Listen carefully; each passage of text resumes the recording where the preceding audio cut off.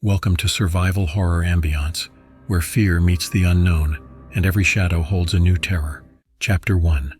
The Move.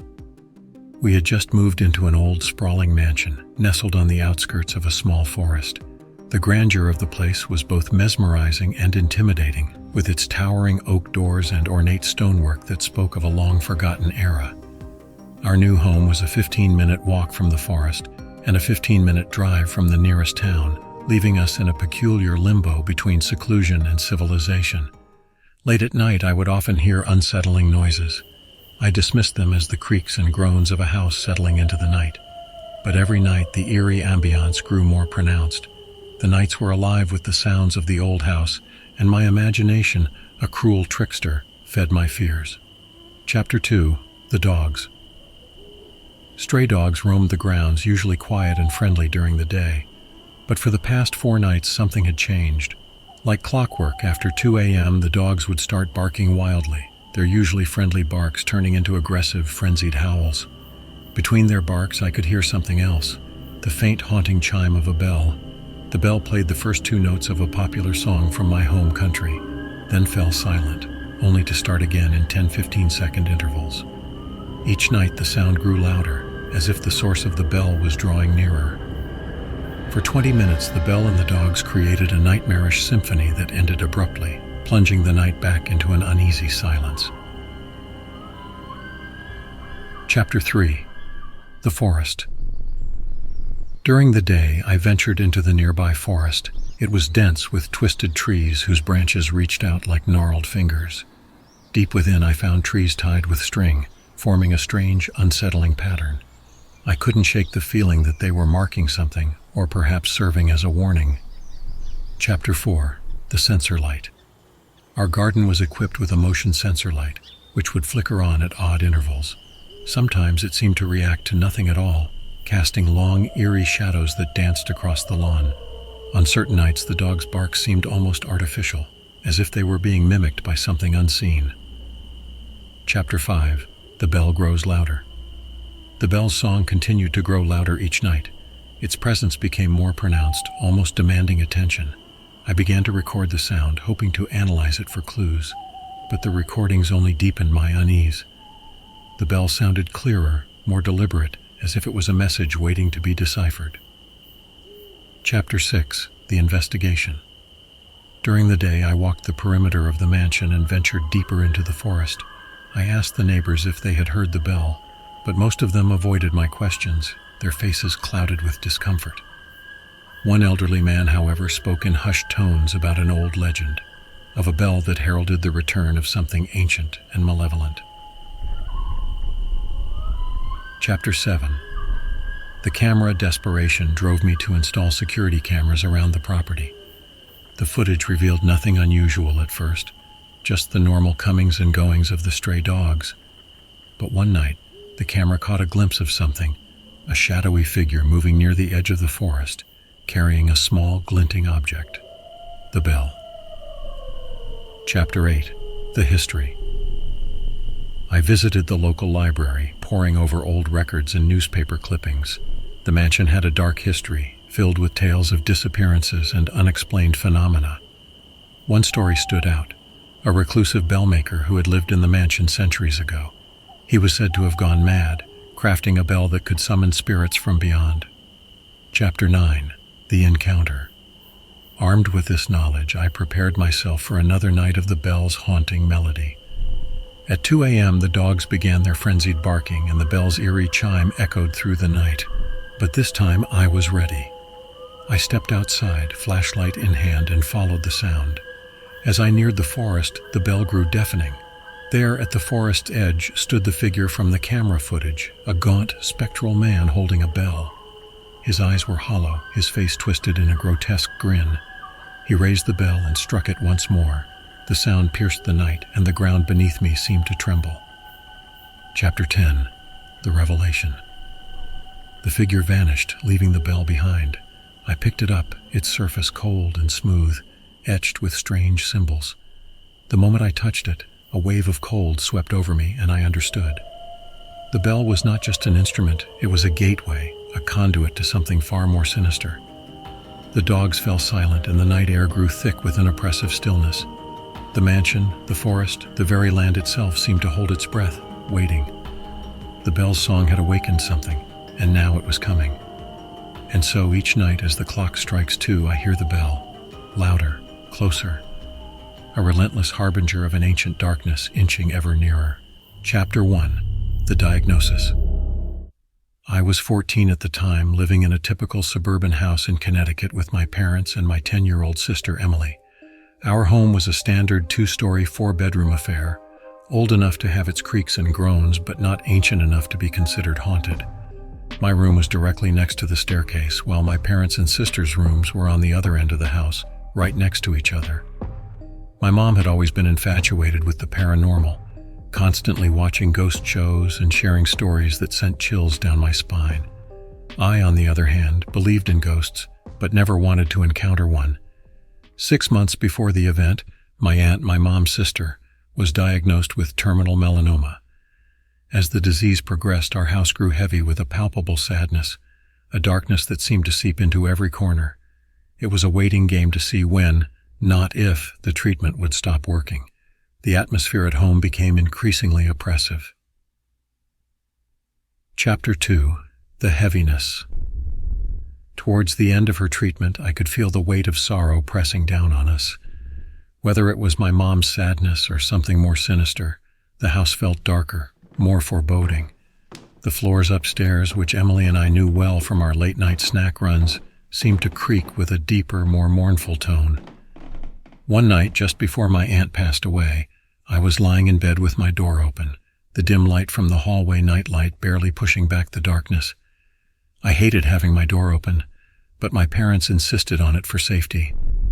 As I lay there, an overwhelming sense of uneasiness washed over me. The air was thick, almost suffocating, with a heavy energy that made my skin crawl. Chapter 3. The Footsteps. Suddenly I heard it. Heavy, running footsteps starting from my parents' room, thundering down the hallway towards the stairs. The sound was terrifying, like a big man in work boots sprinting as if his life depended on it. My heart raced, and I sat up, straining to listen as the footsteps pounded down the stairs, each step echoing with an almost malevolent force. I held my breath. The heaviness in the house now suffused me with fear. Then the light downstairs flicked on, and I heard my father bolting down the stairs. He was searching the house, moving with a sense of urgency that only amplified my terror. My mom stood at the top of the stairs, looking down with a mix of confusion and concern. "What's going on?" I asked, my voice trembling. "Were you out of bed?" she replied, her eyes wide. "No," I said, shaking my head. My dad came back up, checking on me and then on Emily, who was sound asleep. He double-checked that no one else was in the house before returning to his room. My mom ended the night with a terse, "Just stay in bed," offering no further explanation. Chapter 4. The Visit. I lay in bed, more scared than I had ever been. It was my first encounter with something truly unexplained, and the memory of those footsteps haunted me. The next morning, my mom offered an explanation that was both comforting and unsettling. "It might have been someone coming to visit before taking your aunt home," she said softly. I didn't know how to feel about that, but deep down, I knew that the footsteps were more than just a figment of my imagination. They were a harbinger, a spectral reminder of the thin veil between our world and the next. Chapter 5. The Aftermath. The heaviness in the house persisted until the day my aunt passed away. After that, the oppressive atmosphere seemed to lift, but the memory of that night stayed with me. I continued to hear unexplained creaks and groans in the house, but none as vivid or as terrifying as the footsteps. Years later, I still think back to that night. My mom's fascination with the paranormal, my aunt's battle with cancer, and the heavy footsteps all intertwined to create a moment that would forever remain etched in my memory. Whether it was a ghostly visit or something else entirely, I never found out. But those footsteps, pounding down the stairs in the dead of night, served as a haunting reminder of the unseen forces that linger just beyond our understanding. Home Alone. Chapter 1. This happened many years ago when I was just 12 years old.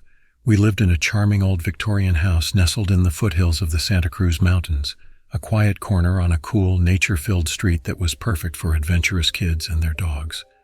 I was the oldest of 4 siblings, and that night my parents hired a babysitter because they didn't think I was quite ready to stay home alone with my younger brothers and sisters. The babysitter was 17, stunning, and someone I had a massive crush on, so I wasn't too upset about the arrangement. It was a typical summer evening, warm with a bright moon casting a gentle glow. My siblings had already gone to bed, and I was upstairs reading while the babysitter watched TV downstairs. My younger brother and I shared a room on the second floor, overlooking the front yard. I was engrossed in my book when suddenly my brother called my name in a frightened voice. I initially thought he was dreaming, but when I turned to him, he was sitting bolt upright in bed, staring out the window with wide eyes. I rushed to his side, heart pounding. "What's wrong?" I whispered, trying to keep calm. He pointed outside and asked me, "Who is that man?" I peered out the window and froze. In the front yard, about 20 yards away, stood a tall, gaunt man with long hair gazing up at the sky. His arms were outstretched and he began to sway slowly, emitting a low, mournful moan that sent chills down my spine. My panic surged. This was the beginning of every horror movie I'd ever watched. Chapter 2. Panic and Confusion. I dashed out into the hallway where my sisters had been roused by the commotion. The babysitter came racing up the stairs, her eyes wide with alarm. Panic rippled through all of us. None of us knew what to do, and the babysitter offered no ideas. I grabbed the old-fashioned phone, no cell phones back then, and dialed our grumpy neighbor across the street.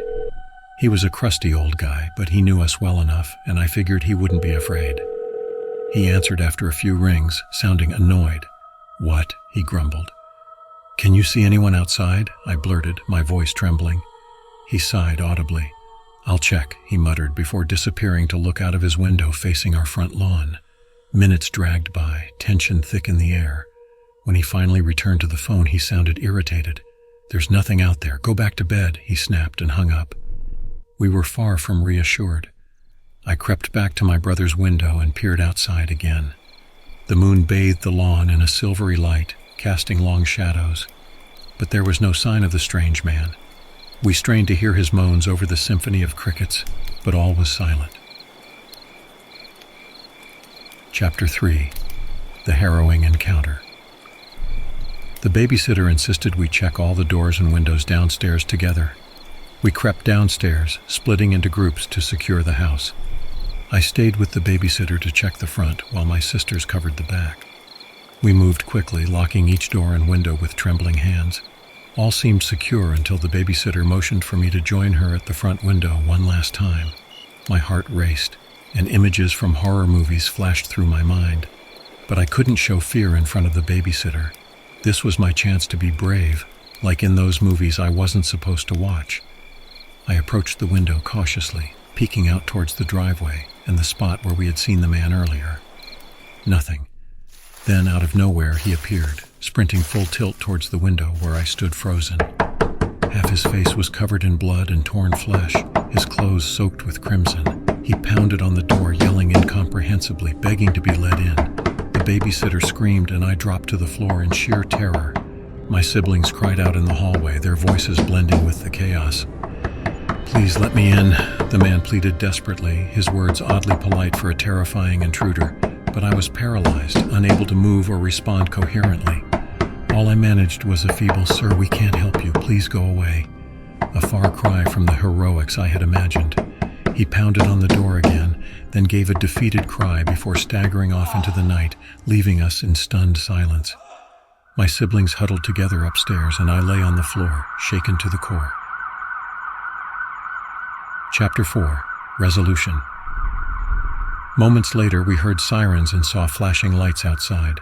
The babysitter had done the one sensible thing none of us had thought to do in our terror.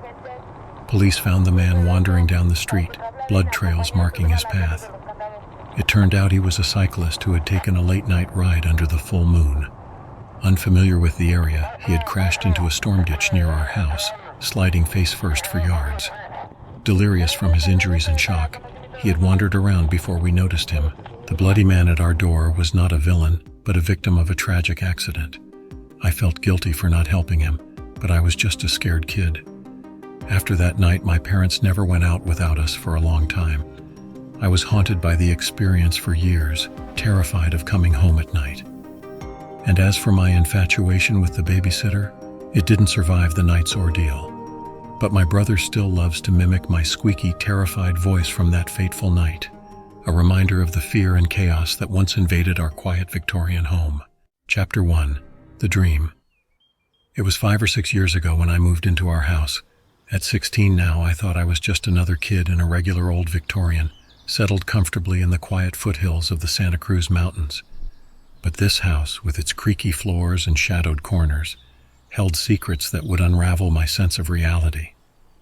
"Hey, Dad," I started one morning, stirring my cereal absent-mindedly. "I had this dream last night, freaky as hell." Dad peered over the top of his newspaper, eyebrows raised in that way he had when he was trying not to look too worried. "Dreams, huh? What was it about?" I recounted the nightmare, the vivid images of 2 kids, twins I guessed, caught in a grim family drama right here in our own home. The grandfather going off the deep end, doing unspeakable things to them. When I finished, Dad's coffee cup hovered halfway to his lips, a troubled frown etched on his face. "That's some heavy stuff, kiddo," he muttered, finally taking a sip. "You sure it was just a dream?" Chapter 2. The Haunting Begins. After that dream, the walls seemed to whisper, names etched in dust, old clothes hidden in corners no one had touched for years. The house wasn't just old, it was alive with memories we didn't want to uncover. "Dad, did you move that chest in the attic?" I asked one afternoon, finding him in the dim light of our storage space. He shook his head slowly, eyes narrowing as he took in the names written there. "Nope. What's up?" I ran a finger over the faded letters, feeling a chill crawl up my spine. These names, they were in my dream. Dad's silence spoke volumes. Maybe it's time we figure out what's going on here. Chapter 3. Escalation. It wasn't long before the house turned from strange to downright sinister. Shadows danced where they shouldn't, and voices echoed through the halls like ghosts from another time. Then came the drums, distant and ominous, and the chanting that made my skin crawl. "Dad," I said one morning, pointing to the fresh scratches on my arm, "look at this, and you've got a burn mark on your hand." He inspected them with a tightness around his mouth. "Not sure how that happened." "Last night," I continued, voice barely a whisper, "I heard them again, those voices, like they were right outside." Dad's gaze met mine, dark with concern. "We can't keep ignoring this, can we?" It was a crisp fall evening, the kind where the moon casts long shadows through the trees, painting the world in shades of silver and mystery. I had taken to running the bike trail near my house daily, pushing myself to prepare for the rigors of Marine Corps training. That night, my cousin Boomer, eager and wide-eyed, joined me unexpectedly, intrigued by my enlistment plans. As we approached the trailhead, darkness enveloped us like a shroud, broken only by the occasional glimmer of moonlight filtering through the canopy above. A neighbor's new mastiff had unsettled Boomer before, and as we passed the yard where the dog lurked, tension hung heavy in the air. I recounted my earlier encounter with the beast, hoping to ease his nerves. Mid-sentence, movement caught my eye, a flash of silver amidst the underbrush. We froze, senses heightened, assuming it was the troublesome dog again. But this was different. The rustling grew louder, accompanied by an eerie stillness that seemed to stretch time itself. Then, in a heartbeat, we saw it. Tall, silvery, and bipedal. My cousin and I exchanged a glance filled with disbelief and fear. Without a word, Boomer bolted, sprinting back towards the safety of home. I hesitated for a moment, trying to comprehend what stood before us, a creature out of folklore, but now starkly real. With adrenaline coursing through my veins, I followed Boomer's lead, scrambling up the hill to gain distance from whatever loomed behind us. From the top, we dared a glance back. There it was, illuminated by the moonlight, a silhouette that defied rational explanation. Pointed ears, fur glistening in the night, and an aura of primal menace that chilled us to the bone. We raced back to my house, hearts pounding in our chests, our minds grappling with the impossible. For me, it was a werewolf, a creature from legend made manifest in the moonlit woods. Boomer, too, affirmed the same conclusion, his belief cemented by the snarls he claimed to have heard in those frantic moments. Years later, the memory remains vivid, etched into the fabric of our shared history. The strange footprints I found while hunting shed antlers nearby only added to the mystery, hinting at a world beyond our understanding, lurking just beyond the edge of familiar reality. That night on the bike trail, our innocence collided with the inexplicable, leaving us with a story that would be whispered about for years to come, a tale of moonlit terror and the primal fear that dwells in the deepest shadows of the human psyche. Thank you for joining us on this chilling journey into the heart of darkness. If you enjoyed this story, don't forget to like, subscribe, and hit the bell icon to stay updated on more tales of survival and terror. Share your thoughts in the comments below. Until next time, stay safe.